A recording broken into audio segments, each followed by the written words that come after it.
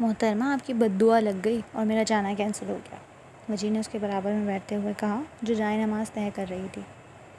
میں کیوں دوں گی بھائی بد دعا؟ کچھ بھی مت بولا کریں، وہ منہ بنا کر بولی تو وہ ہنس دیا۔ آج کیوں گھر پر نظر آ رہے ہیں؟ آج بھی جائیں نا شاپ پر۔ آج ہڑتال تھی تو وہ سب گھر میں ہی تھے۔ اس کے اس طرح بولنے پر وہ خفیف سا ہنس دیا۔ اس نے باپ دادا کا کاروبار سنبھالنے کو ترجیح دی تھی، جس پر گھر کے سبھی خوش تھے، ورنہ ہاشم اور خرم کا تو دل جاب میں تھا۔ ہاں البتہ فارغ ٹائم میں وہ شاپ پر بیٹھ جاتے تھے۔ میں تو چلا جاؤں مگر پھر تمہیں لنگڑے شوہر کے ساتھ گزارا کرنا پڑے گا۔ اللہ نہ کرے، اس نے بے ساختہ کہنے پر وہ کہکہا لگا اٹھا تو اس نے غصے میں پاس پڑا کشن اسے کھینچ کر مارا۔ ارے ارے یہ کیا ہو رہا ہے یہاں؟ مشو عجیبہ۔ رکشی کے اندر آنے پر وہ سنبھل کر بیٹھی تھی۔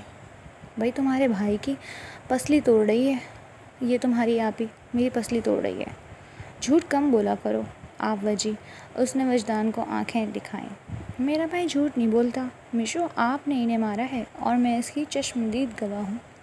تم بھی جھوٹی ہو، اب ہٹو کام چور کہیں کی، کام ہوتا نہیں ہے بس باتیں بنوا لو، اور آپ محترمہ اٹھیں اور جا کر صحن دھوئیں۔ رکشی کے ساتھ اس نے وجی کو بھی گھسیٹا تھا۔ چھوٹی تمہاری آپا کی زبان آج تیز چل رہی ہے۔ جی بھیا بالکل ٹرین کی طرح، اور آپ دونوں کی جہاز کی طرح۔ رکشی کی بچی اٹھو، آؤ کچن میں بہت کام ہے، امی نے اب ذلیل کر دینا ہے، اور وجی آپ بھی پلیز اٹھیں اور ہاشم بھائی کے ساتھ باہر کا حصہ صاف کریں۔ اس نے زبردستی رکشی کا ہاتھ پکڑا اور اٹھا کر باہر لے گئی، جبکہ وجی اپنے موبائل میں گم ہو گیا۔ راسم بیٹا دیکھ کون آیا ہے۔ راسم، مسلسل بجتے گیٹ کی آواز پر رقیہ بیگم نے راسم کو آواز لگائی جو نہ جانے کہاں غائب تھا۔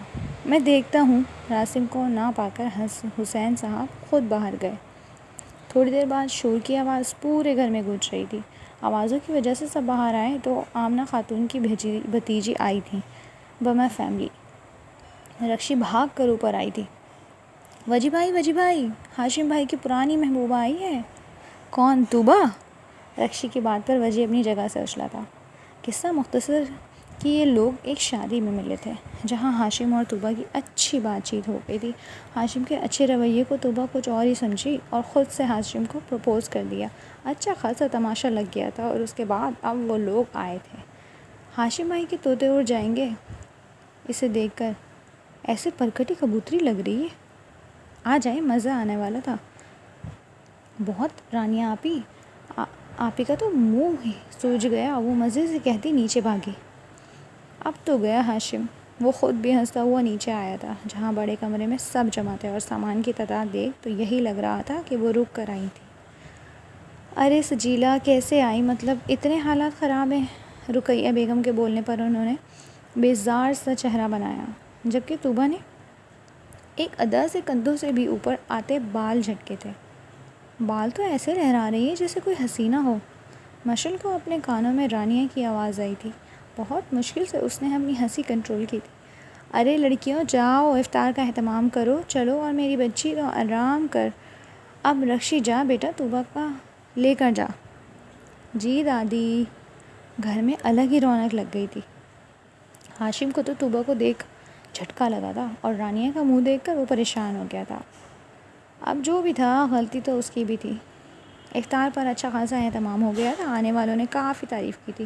افطار کے بعد چائے کا دور چلا تھا، سارے بڑے صحن آج صحن میں موجود تھے تو وہ سب اوپر چھت پر آ گئے۔ کام تو سارے ہی ہو گئے تھے۔ طوبہ ہاشم کو جس طرح گھور رہی تھی، مشل کا تو دیکھ کر ہنسی آ رہی تھی۔ مشی وجدان کے پکارنے پر وہ اس کی طرف متوجہ ہوئی تھی۔ اگر کبھی میری ایسی کوئی کہانی ہو گئی، مطلب کوئی مجھے بھی یوں محبت سے دیکھنے لگے تو کیا ہوگا؟ رانیہ آپی تو بھائی کو بس دیکھ رہی ہیں، میں تو آپ کی چترول کر دوں گی، گنجو کر دوں گی تاکہ کسی کو تاڑنے کے قابل ہی نہ رہیں۔ چہرے پر مسکراہٹ سجائے وہ جلے دل کے ساتھ بولی تھی۔ وجدان کا کہکہا گونجا تو سب اس کی طرف متوجہ ہوئے۔ کیا ہوا بھائی؟ راسم نے مشکوک نظروں سے اسے دیکھا۔ کیوں ہنس بھی نہیں سکتا کیا؟ ہنسیں، کس نے منع کیا ہے، مگر بنا بات کے کون ہنستا ہے؟ وجہ ہے نا، ایک لطیفہ پڑھ رہا تھا تو ہنسی آ گئی۔ ہمیں بھی تو سناؤ وجی، کوئی جوک ہنسنے کا دل کر رہا ہے۔ طوبہ نے وجی کو بول ایک ادا سے بال جھٹکے تھے۔ میں سناتی ہوں نا آپ کو۔ ایک کبوتر بیچنے والا ایک چھت پر نظر رکھے ہوئے تھے۔ محلے والوں کو جب پتہ چلا کہ وہ لڑکا اس چھت پر دیکھتا ہے تو انہوں نے بڑا مارا اسے۔ اس نے کہا، ارے وہاں ایک کبوتری کے اسے دیکھ رہا تھا، مگر پتہ ہے وہاں کبوتری کی جگہ کون تھا؟ کون؟ توبہ نے تجسس سے پوچھا۔ ایک لڑکی پر کٹی کبوتری بنے وہاں پھرتی تھی۔ تو بس غلط فہمی ہو گئی، اور اس کی بات پر جہان توبہ کا منہ بنا تھا، وہی سب کا چھت پھاڑ کہا گوجا تھا۔ رانیہ تو مانو ہنس ہنس کر پاگل ہی ہو گئی تھی۔ بس رانو اوور ہو رہا ہے، میشی کے بولنے پر وہ کھسیا گئی۔ آج تو نے ثابت کر دیا کہ میری پکی دوست ہے۔ نند منتے دیر نہیں لگاؤں گی، اب اٹھو اور دادا کے لیے روٹی ڈالو۔ خود ڈال لینا، بہن نہیں ہے؟ نہیں، میں نند ہوں، اس نے مزے سے بول کر چپس منہ میں ڈالے۔ اللہ پوچھے، نظر رکھنا اس پر، کٹی پر۔ ہاں ہاں، کیوں نہیں، جاؤ جاؤ۔ اور بتا سجیلا، توبہ کو کہیں رشتہ دیکھا؟ نہیں نا پھپھو، اسے اب کوئی پسند ہی نہیں آتا۔ وہ کہتے ہیں نا، پہلا پیار کوئی نہیں بھولتا۔ ان کے اس بات پر سیڑھیاں اترتی رانیہ کی آگ لگی تھی، جبکہ عائشہ نے بھی پہلو بدلا۔ ارے ہٹ، کون سا پہلا پیار؟ فضول کی شوخیاں ہیں بچوں کی، اب ہے ان کی عمر، سن سب کی۔ جی پھپھو، اور ہاشم کا رشتہ ہو گیا؟ لے، رشتہ کیا ہونا ہے، وہ تو اپنی رانیہ سے منسوب ہے، اس عید پر شادی کرنے کا سوچ رہے ہیں، بس میری بچیاں آ جائیں۔ لو، اتنی جلدی تیاری کیسے ہوگی؟ لے، تیاریاں کیا کرنی، گھر کی تو بات ہے، اور ماشاء اللہ میری بہویں اتنی تو سگڑ ہیں کہ کوئی کمی نہیں رہنے دیں گی۔ اور جہیز؟ بھائی ہمیں شہزادہ مل رہی ہے تو کیا ضرورت، ایک ہی تو گھر ہے، کیا جہیز لینا۔